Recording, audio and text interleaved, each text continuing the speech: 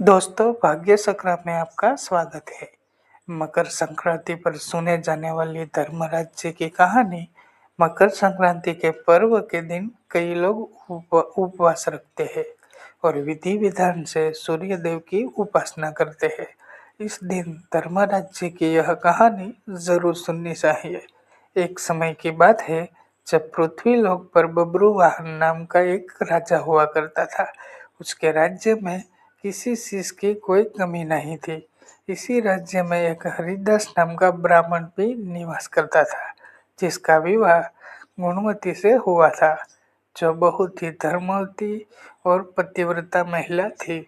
गुणवती ने अपना पूरा जीवन सभी देवी देवताओं की उपासना करने में लगा दिया और वह सभी प्रकार के व्रत करती और दान धर्म भी किया करती।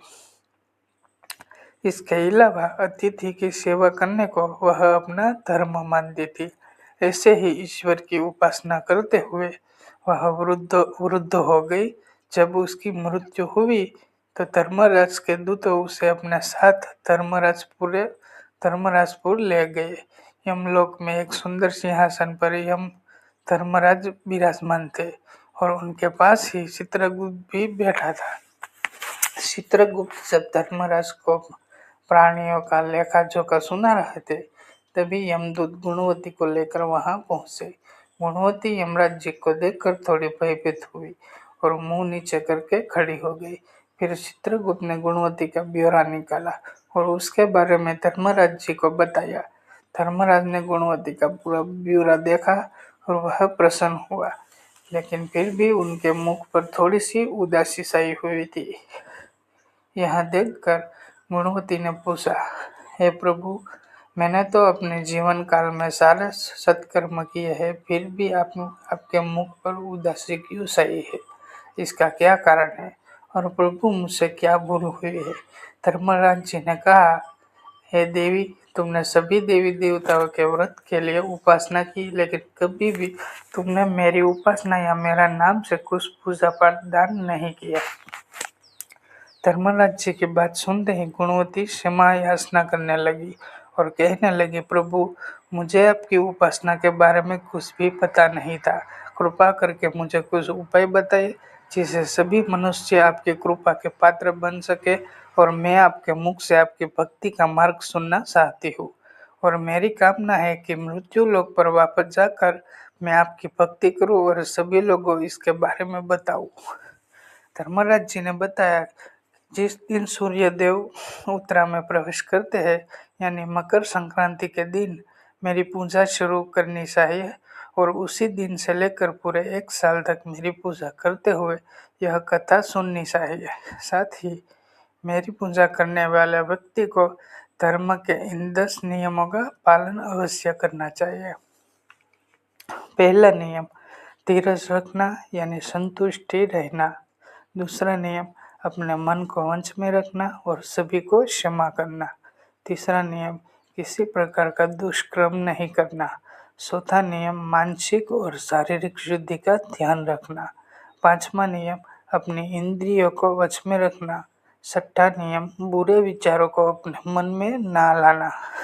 सातवां नियम, पूजा पाठ और दान पुण्य करना। आठवां नियम, व्रत करना और व्रत की कहानी सुनना। नौवां नियम, सच बोलना और सभी से इच्छा और सच्चा व्यवहार करना। और 10वां नियम, क्रोध ना करना। धर्म के इन सभी लक्षणों का पालन करते हुए एक साल तक मेरी कथा नियम से सुने, दान पुण्य और परोपकार के करे और अगली मकर संक्रांति पर इसी व्रत का उद्यापन कर दे। इसके बाद मेरी एक मूर्ति बनाकर विधि विधान से प्राण प्रतिष्ठा करवा कर हवन पूजन करे और साथ ही चित्रगुप्त की भी पूजा करे और काले तिल के लड्डू का भोग लगाए। इसके बाद ब्राह्मण भोज करवाए और बांस की टोकरी में 5 शेर अनाज का दान करे। साथ ही किसी जरूरतमंद को गंदा तकिया, कंबल, चप्पल, लोटा और वस्त्र आदि का दान करे। संभव हो तो गोदान भी करे।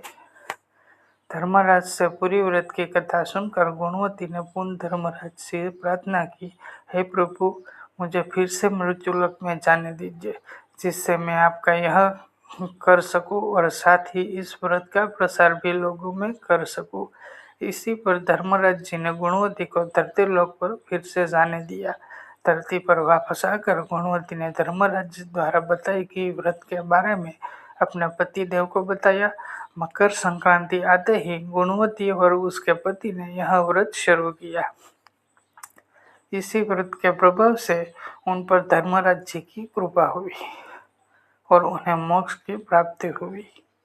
तो यह थी मकर संक्रांति पर सुने जाने वाली धर्मराज जी की कहानी।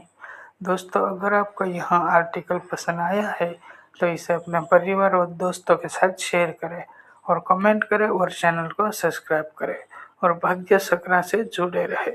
इसी आर्टिकल में दी गई कोई भी जानकारी अलग अलग मीडिया, ज्योतिषियों, पंचांग, प्रवचनों, शास्त्रों से इकट्ठा करके आप तक पहुंचाई गई है। हमारा मकसद सिर्फ जानकारी फैलाना है। भाग्य सक्रा इसकी पुष्टि नहीं करता है।